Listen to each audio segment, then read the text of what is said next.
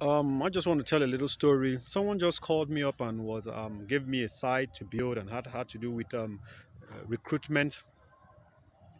And I just looked at the site and noticed that there are tools already that have been made to handle something like that. So I just picked up some of the tools and modified it and got the site ready in less than 3 days. And he was shocked. He was, wow, how did you get to do this? Now, remember, I have been coding. I've been in the tech industry for more than 15 years, okay? So I started really early.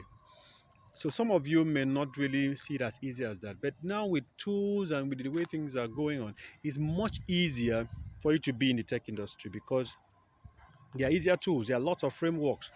When we started, you had to code everything from scratch. There were few frameworks. You were lucky enough. You had an IDE, which we call you know, a developer environment, integrated developer environment, the IDE, and it was just meant to help you to have a place that you can build something, but it was not really there to help you to just do drags and drops and then something happens. Okay, so you could that's so now it's easier. You could just pick up a template, do some modification and get it done. In fact, I can even tell you for free that you can go to Webflow, design the website the way you want it, and download the entire code, source code.